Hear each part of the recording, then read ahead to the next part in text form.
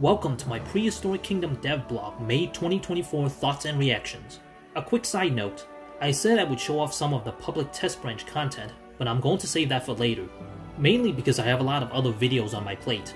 Better to wait for more content instead of making videos for every small update for the PTB.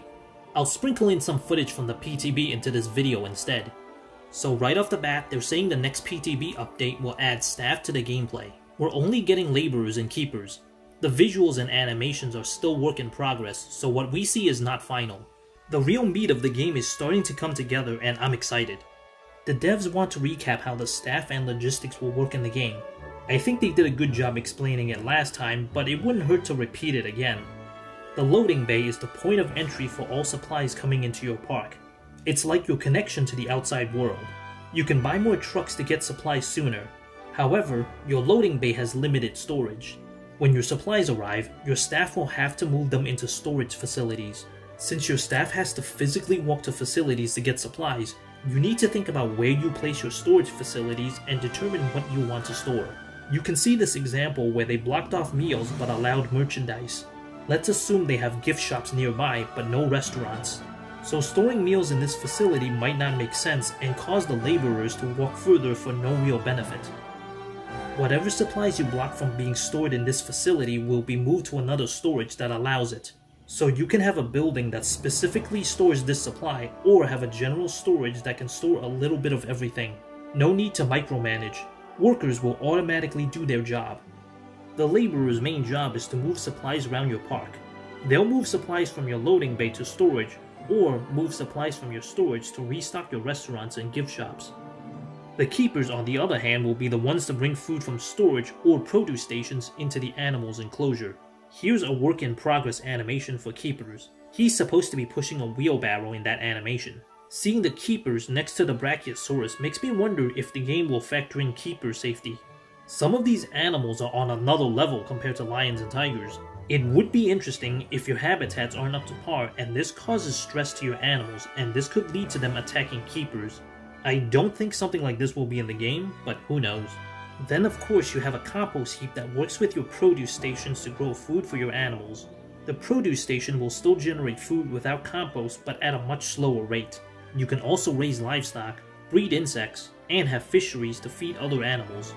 The diets got me thinking about the balance of these produce stations. Let's say the final game doesn't have many piscivores. Wouldn't that make fisheries less useful?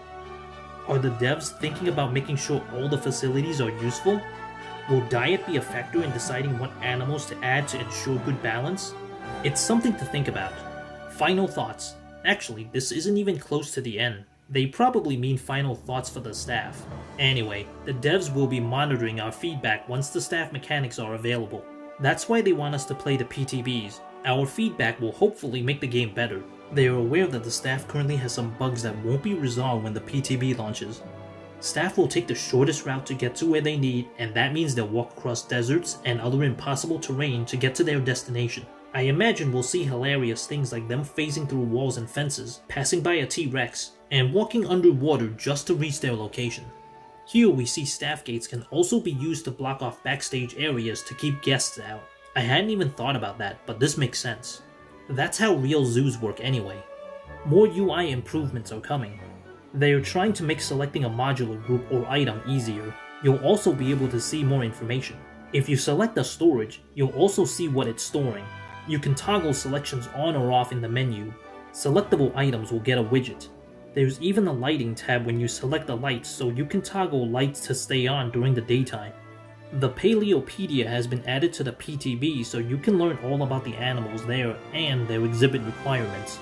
You can filter the animals by time period, continent, diet, and size. This is already in the latest PTB patch. More will be added to the Paleopedia in the future, such as Paleobotany. They are also updating texture details. They added even more details to the skin that you'll only be able to see up close. You see this bump? They're adding scratches and bumps on the bumps.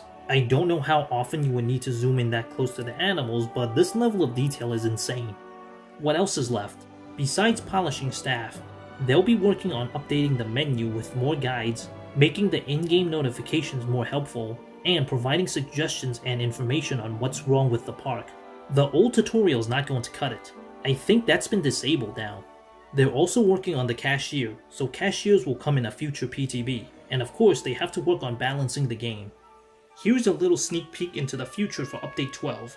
This is awesome since we don't even have Update 11 yet. They describe Update 12 as a content update, so we're getting more things that won't affect the gameplay drastically. This will keep us happy while also giving them more time to work on Update 13. So we're getting a Patasaurus, Brontosaurus, and Ankylosaurus for Update 12. Here's the concept art for Ankylosaurus. I always liked Ankylosaurus. The game is seriously lacking in Thyreophora, so I'm glad it's coming. We only have Solidosaurus right now. I know Stegosaurus will come eventually, but that still only makes 3. They are also working on making the visitors smarter and just look more lively by using a lot of the new animations they made. Update 11 is the animation tech upgrade, so we won't be able to appreciate it until Update 12 when all the new animations come out. On the management side of things, they want to make the staff seem more alive through messages. What we see is just concept art. The message exchange you see is a pre-written message exchange between the characters. You don't have to write anything. So you'll be able to see performance reports and salary negotiations. I said earlier it would be cool to have to worry about the life and well-being of your staff, but this is something I hadn't considered. It's this little attention to detail that makes the game fun and exciting. Wait, we're not done yet. We're also getting a peek into Update 13.